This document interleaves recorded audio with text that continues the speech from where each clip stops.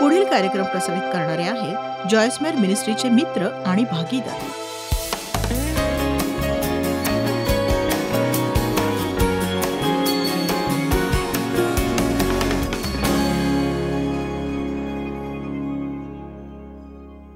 विचार ही खरंच खूप महत्त्वाची गोष्ट आहे ज्याच्या बाबतीत आपण जाणून घ्यायला हवं.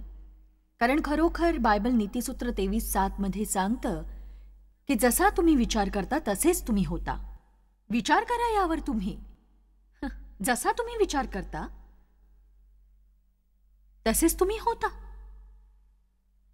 म्हणजे असं नाही की तुम्ही जीवनात काहीही विचार करावा जो तुमच्या जीवनात तुम्हाला करावासा वाटतोय.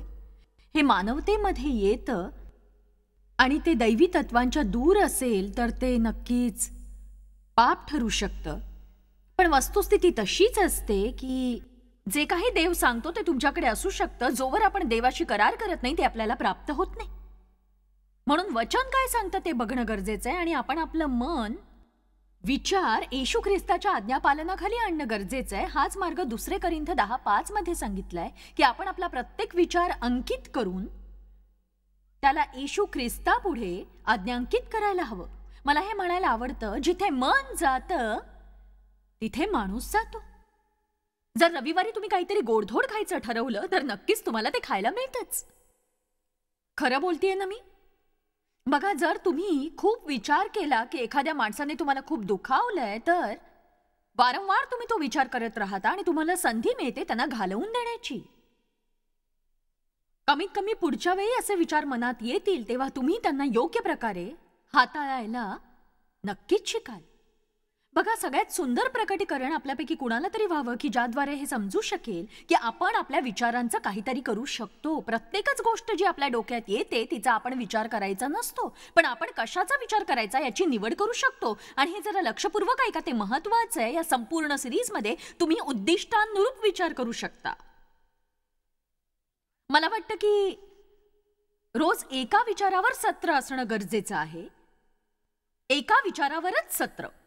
त्यावेळी आपण बसायचं आणि म्हणायचं की मी आता 1 मिनिटासाठी काही गोष्टींवर विचार करणार आहे. आणि गरज आहे अशा गोष्टींवर विचार करण्याची जे बायबलमध्ये सांगितलं आहे. आणि असं जर तुम्ही रोज केलं आणि हेच तुम्ही रस्त्याने जाताना केलं, मग तुम्ही ते सकाळी लवकर उठून करायला लागलात किंवा उठल्यानंतर करायला लागलात, सकाळी अंघोळ करत असताना करायला लागलात, तर तुम्हाला दिसेल की तुमच्या जीवनात महत्त्वाचे बदल घडतायत आणि ते तुम्हाला आनंदित करतायत. कुणाचंही जीवन महान असू शकत नाही जर त्यांचे विचार घाणेरडे असतील. कुणाचंही नाही. बघा, या जगात कुणी अशी व्यक्ती नक्कीच असू शकेल जिचे विचार वाईट असतील, तिच्याकडे पैसे असतील किंवा ती व्यक्ती प्रसिद्ध असेल किंवा काहीही असेल, पण नक्कीच ही महानता नाही. आपण काय करतो, नेहमीच वरवरच्या गोष्टींकडे पाहतो. त्या आपल्याला आवडतात, पण खरं सत्य हे की जर आपल्यामध्ये शांती आणि आनंद नसेल, देवासमोर आपण योग्य नसू, स्वतःशीच आपले शांततेचे संबंध नसतील, तर आपण दरिद्री आहोत. आमेन. आपले विचार देवासाठी खूप महत्वाचे आहेत. बायबल आपल्याला शिकवतं की तो आपल्या आत दडलेला माणूस असतो ज्याची आपल्याला काळजी असते. जेव्हा देवाबरोबरच्या आपल्या चालण्यात आपली प्रगती होते त्याची आपण जबाबदारीने काळजी घेऊ शकतो. आपल्या आतल्या माणसाद्वारे, आपल्या विचारांद्वारे, आपल्या स्वभावाप्रमाणे आणि स्वतःबरोबरच्या संभाषणाद्वारे, म्हणजे स्वतःशीच बोलण्याने, तुम्ही स्वतःशी तुमच्या भूतकाळाविषयी कसं बोलता, भविष्यासंबंधी कसं बोलताय, नेहमी स्वतःशी कसं बोलता. मी स्वतःशी नेहमीच बोलत असते, पण मुद्दा हा आहे की तुम्ही स्वतःला काय सांगता. कारण तुम्ही स्वतःला काय सांगताय त्याचा तुमच्यावर परिणाम होतो. त्याचा तुमच्या उद्यावर परिणाम होतो. त्याचा परिणाम होतो तुमच्या नातेसंबंधांवर. तुम्ही देवासोबत किती काळ चालाल ते माहित नाही, पण तुम्ही तुमच्या घाणेरड्या विचारांची काळजी मात्र घ्यायलाच हवी. आज सकाळी मी केस विंचरत होते. आरशासमोर बसून मेकअप करत होते. केसाचं सेटिंग चाललं होतं आणि ओळखीच्या एका व्यक्तीचा विचार मनात आला माझ्या आणि असं झालं माझं की म्हणजे असं की आणि माझ्या लगेच मनात आलं की मी हे थांबवायला हवं. माझं हे चाललंय तरी काय. तुमच्या डोक्यात जे काही येतं त्यावर तर विचार करत बसू नका. स्वतःच्या मनाची सैतानाच्या विचारांची कचराकुंडी होऊ देऊ नका तुम्ही. आमेन. 3 वेगवेगळ्या गोष्टी आपण पाहू ज्या बायबलमध्ये मनाविषयी सांगितल्यात. कलस्सेकरांस 3:2 सांगतं, वरील गोष्टींकडे मन लावा, पृथ्वीवरील गोष्टींकडे मन लावू नका. आता बघा, मन लावणं ही महत्वाची गोष्ट आपण शिकलो, कारण खरंच काही आशा नसते जेव्हा तुम्ही लोभाला आळा घालू शकत नसाल तेव्हा. आणि कायाच्या पुढे जर तुम्ही मन लावलं नसेल तर अशा लोभाच्या वेळी तुम्ही काय करणार? कारण लोभाला तुम्ही बळी पडालच. हे जीवनातलं वास्तव आहे. म्हणून आपल्यावरील गोष्टींचा विचार करायला हवा. म्हणजे मी चहाड्या करता कामा नयेत, कुणाचीही चहाडी मी करू नये. जर कोणी दुसऱ्या संबंधी काही सांगत असेल तर ती चहाडी होते आणि मला त्यात सामील व्हायचं नाहीये. मला कुणाची प्रतिष्ठा कमी करायची नाहीये. मला पवित्र आत्म्याला खिन्न करायचं नाहीये. मला चहाडी करायची नाहीये. जेव्हा तुम्ही असा विचार कराल, मग जेव्हा तुम्हाला चहाडी करायचा मोह होईल, तुमचा विचारांचा पाया तयार असेल आणि आतमध्ये रेकॉर्ड केलेला तुमचा विचारांचा संदेश वाजू लागेल तुमच्यासाठी. आणि तसं पाहता ते कठीण नाहीये योग्य निर्णय घेणं, जर तुम्ही तयारी केलेली असेल. अशी परिस्थिती आल्यावर काय करायचं त्यासाठी? तर कुणीतरी म्हणू शकेल का, खूप छान, मला वाटतं हे चांगलं आहे. कारण जर तुम्हाला वाटतं की तुम्ही मोहात आहात आणि आजवर तुम्ही अशा संबंधी काही विचार केला नसेल काही करण्याचा, तर मग तुमच्या भावना तुमच्याशी झगडू लागतात. तुम्ही तुमचं मन आणि भावना यांच्या कात्रीत सापडता आणि तुम्हाला सगळ्याच्या पुढे जाऊन विचार करावा लागतो. तुमच्या कृतीबाबत मी तुम्हाला 100 वेगवेगळी उदाहरणं देऊ शकते, पण मला वाटतं तुम्हाला तत्व समजावं. जर तुम्हाला काही विशेष समस्या असतील तर तुम्ही विचार करण्याची गरज आहे की मी खायला बसल्यानंतर अति खाणार नाही.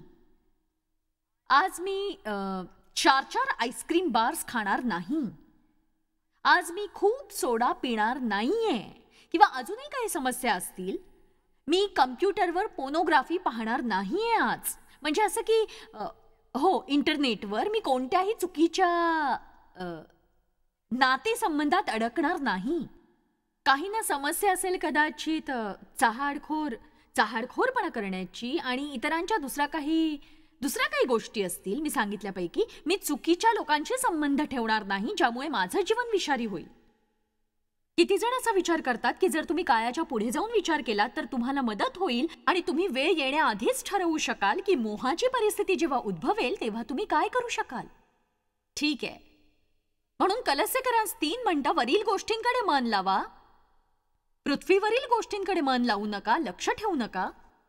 कारण तुम्ही मृत झाला आहात आणि तुमचे जीवन ख्रिस्ताबरोबर देवामध्ये गुप्त ठेवलंय. रोमकरास 12:2 मध्ये बायबल सांगतं, मनाच्या नवीकरणाविषयी सततच्या प्रक्रियेनुसार नवीकरण करत राहणं. नवीकरण करणं आणि करत राहणं ही एक सतत चालणारी प्रक्रिया आहे. तुम्ही नवीन घर विकत घ्याल, पण जर तुम्ही ते स्वच्छ ठेवलं नाही तर ते खराब होईल. तुम्ही नवीन कार घेऊ शकाल, घरी आणाल तेव्हा ती खूप सुंदर असेल, पण तिची काळजी तुम्ही घेतली नाही तर ती जास्त टिकणार नाही आणि गंजून जाईल, ती खूप घाण होईल, बिघडेल.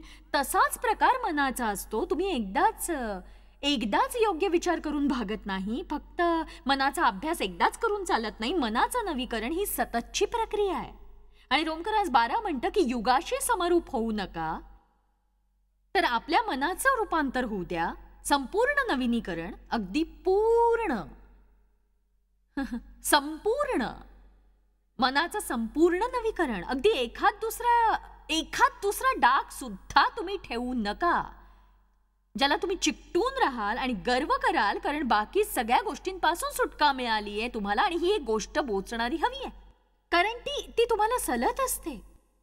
ती तुम्हाला देऊ करत असलेल्या चांगुलपणापासून दूर ठेवते. आणि दुसऱ्या बाजूला तुम्ही स्वतःला दोष देऊ नका. विचारांबाबतीत जीवनातला तुमचा झगडा चालू असला तरी तुमच्या आयुष्यातली प्रगती तुम्ही सुरूच ठेवा. जर लोक तिथपर्यंत पोहोचू शकत नसतील तर मला त्यांना दोष द्यायचा नाही. पौल म्हणतो मी पोहोचलो नाही, पण तो म्हणतो मी प्रयत्नात आहे.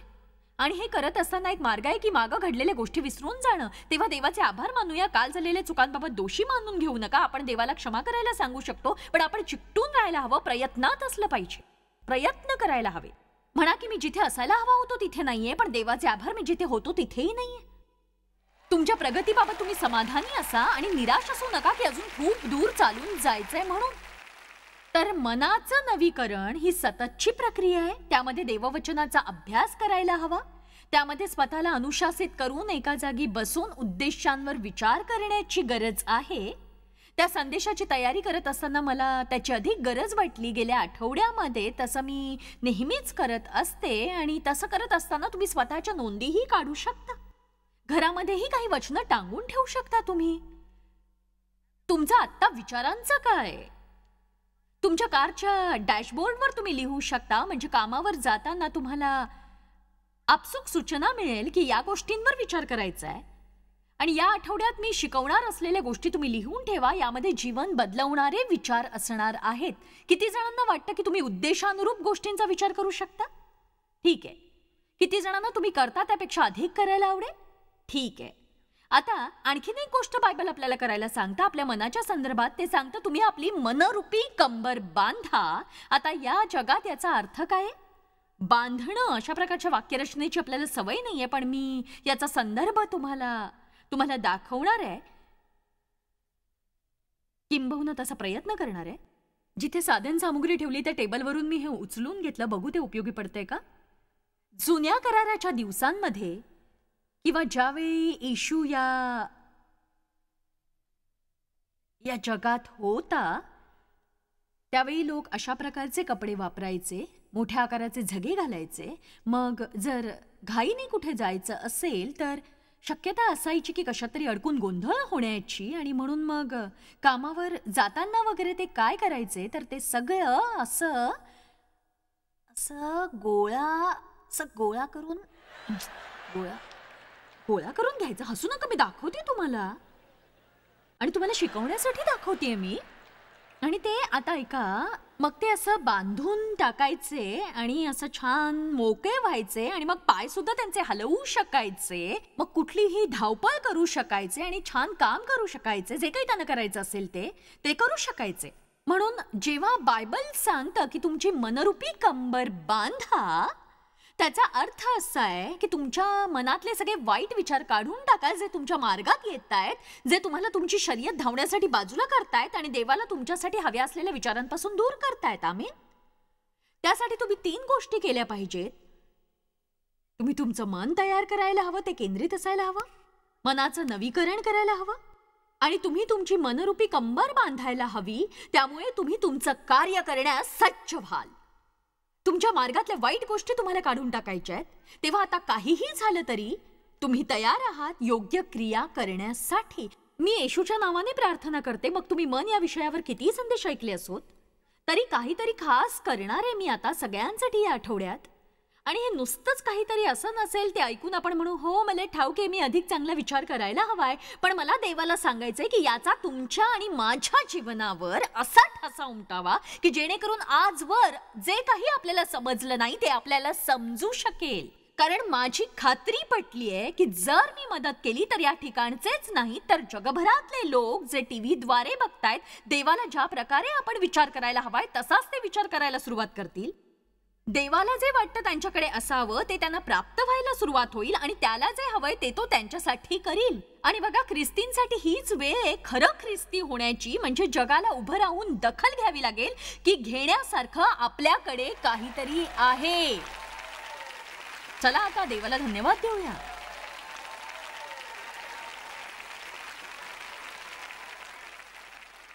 बघा, ही एक प्रकारे पायाभरणी होती. आता 10 वेगवेगळ्या गोष्टींवर हेतुपूर्वक विचार करायला सुरुवात करण्यासाठी मी बोलल्याप्रमाणे एक प्राथमिक असा अभ्यास मी तुम्हाला देणार आहे आणि तुम्ही यावर विचार करायला लागा. बघा, माझ्याकडे जे जे काही आहे ते मी तुम्हाला शिकवावं अशीच माझी इच्छा असणार आहे. पण मी 10 गोष्टी निवडल्या ज्याचा परिणाम माझ्या जीवनावरही झालाय. अगदी खोलवर असा जेव्हा मी देवाची सेवा करायला सुरुवात केली तर पहिली गोष्ट ज्यावर तुम्ही विचार करायला हवा, हेतुपूर्वक विचार, मी देवाबरोबर योग्य अशी आहे. देवासोबत मी योग्य आहे, चुकीची नाहीये.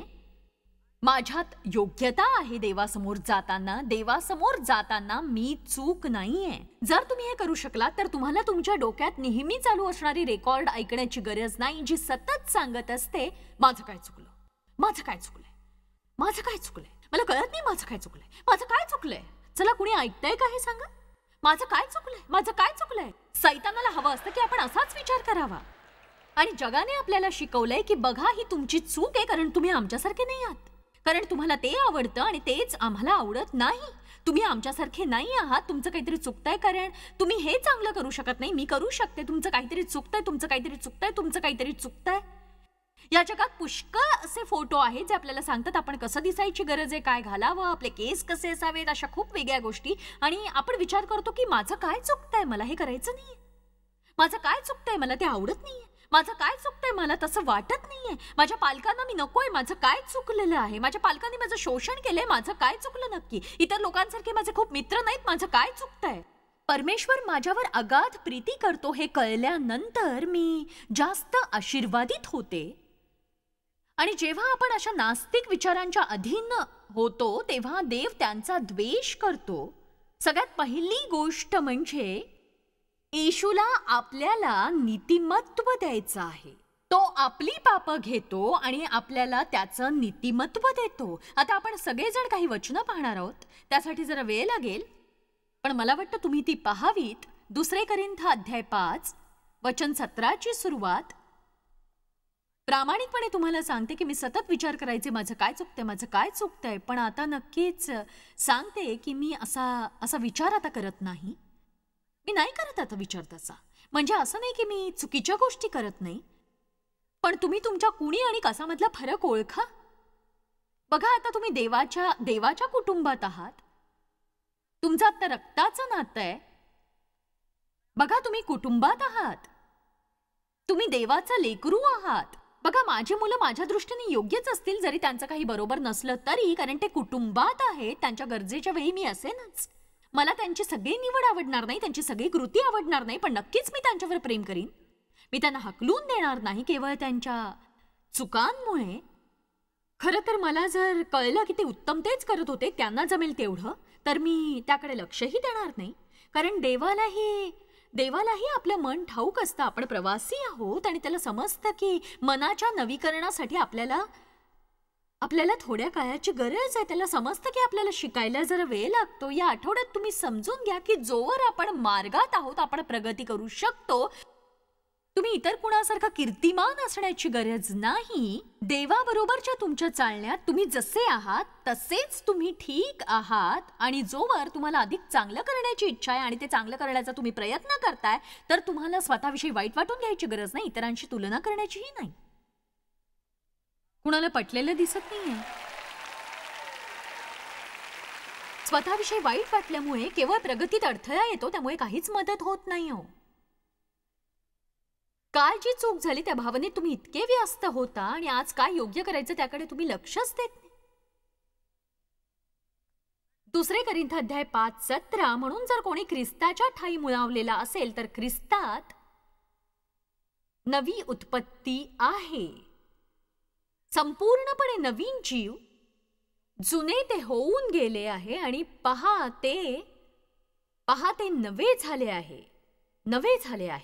या सगळ्याचा अर्थ असा आहे की तुम्ही अजून नवीन झाले आहात. तुमच्या आत्मिकतेत. आरशात तुम्हाला वेगळेपण जाणवणार नाही, पण शारीरिक तुमच्या काही समस्या असतील, जसं जखमा, दुःख, वाईट विचार, बंडखोरपणा, असं काहीही असू शकेल. पण आतून जिथं खरंच गरज आहे, तुम्ही कोरे करकरीत सजीव आहात. तुमच्यामध्ये जणू नवीन असलेल्या आत्मिक मातीमध्ये. असं म्हणूया की देवाने बीजाचं रोपण केलंय. ते बीज आहे येशू ख्रिस्त. ते देवाचं बीज आहे आणि म्हणूनच सर्वांचं बीज असा जो देव, त्याचं बीज तुमच्यामध्ये आहे. आत्म्याचं फळ तुम्हामध्ये आहे. तुमच्यात नीतिमत्व आहे. पवित्र आत्म्याद्वारे तुमच्या अंतःकरणात देवाची प्रीती ओतली गेली आहे, म्हणून तुमच्यात प्रेम करण्याची पात्रता आहे. आणि आत्म्याच्या सर्व फळांसोबतच तुमच्यात धीर आहे.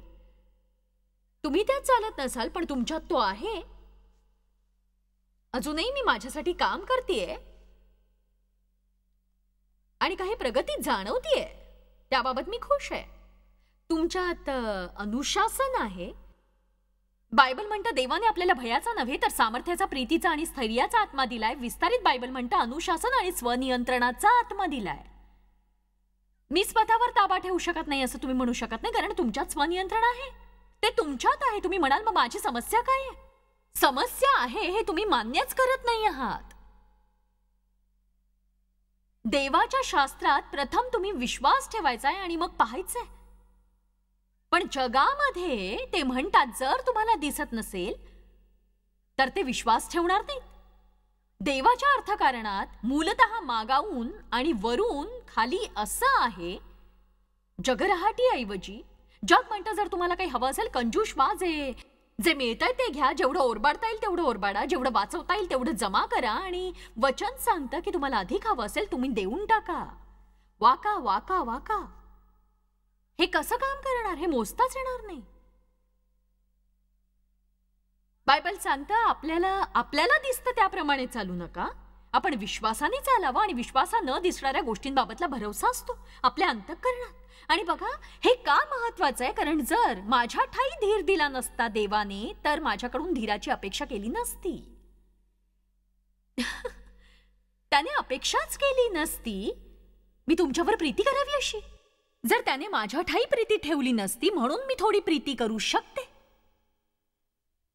जर त्याने माझ्या ठाई आनंद ठेवला नसता तर मी आनंदी असावं अशी त्याने अपेक्षाच केली नसती. मी शांततेत असावं अशी अपेक्षा त्याने केली नसती. म्हणून खरोखर जेव्हा आपण ख्रिस्ताला आपला उद्धारक म्हणून स्वीकारतो आपल्याला मिळते ती पात्रता सगळं काही करण्याची. जे देवाला हवं असतं आपण करावं, पण ते आपल्याकडे बीजाच्या स्वरूपात येतं. आपल्याला ठाऊक आहे की बीजाच्या वाढीसाठी पाणी घालणं गरजेचं आहे, आणि बायबल सांगतं आपल्याला त्याला वचनाचं पाणी घालायला हवं.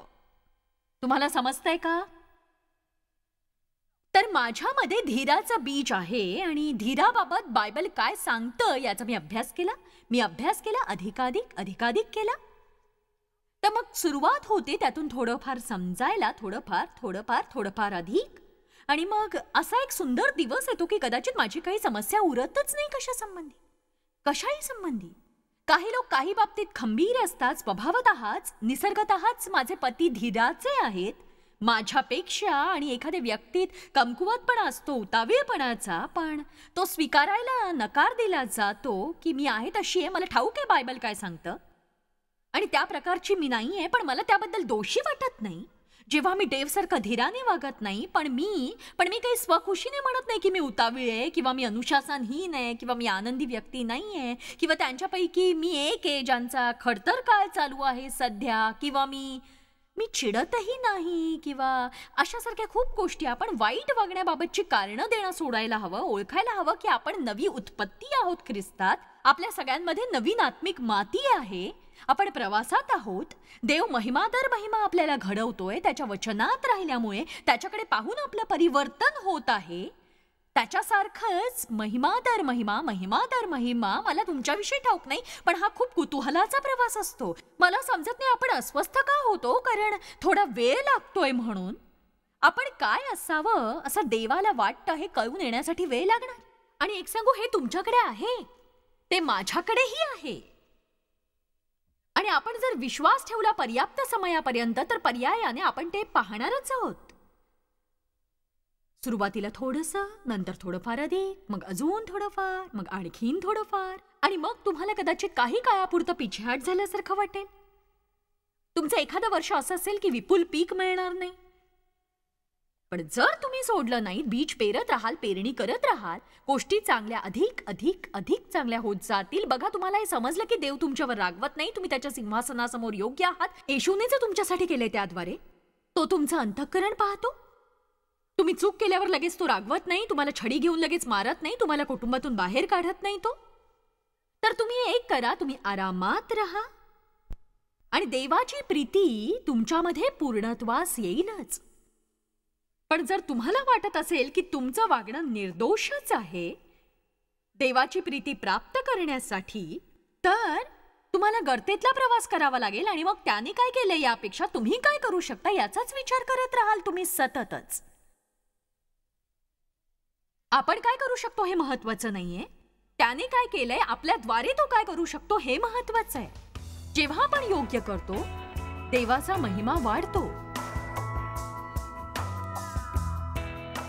मला सांगायला आवडेल की जिथे मन जातं तिथे माणूस जातो. याचा अर्थ असा की आपण बाबींचा आधी विचार करतो आणि मग कृती करतो. म्हणून आपण गोष्टींवर हेतुपूर्ण विचार करायला हवा आणि जे जे डोक्यात येईल त्या बाबतीत विचार करणं थांबवायला हवं. आपण तुम्ही विचारपूर्वक जीवनाची दिशा बदलू शकता, हेतुपूर्वक विचार करून केवळ डोक्यात येतील तशा विचारांप्रमाणे वागून नव्हे. आणि म्हणूनच तर करा, योग्य विचार करायला शिका, म्हणजे तुमचं जीवन बदलून जाईल.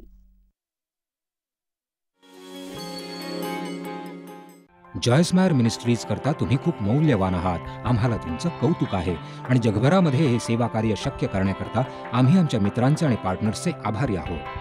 आम्ही एकत्रितपणे भुकेल्यांना खाऊ घालतो, गरिबांना वस्त्र देतो आणि राष्ट्रांना सुवार्ता सांगतो. तुमच्या प्रार्थनेच्या विनंती करता आमच्याविषयी आणखी माहिती मिळवा. जॉयसच्या कॉन्फरन्सच्या तारखा पहा आणि ख्रिस्ताची प्रीती जगभरामध्ये पसरवण्याकरता आमचे सहभागी व्हा. याचा सर्व खर्च जॉयस मेयर मिनिस्ट्रीचे मित्र आणि भागीदार करत आहेत.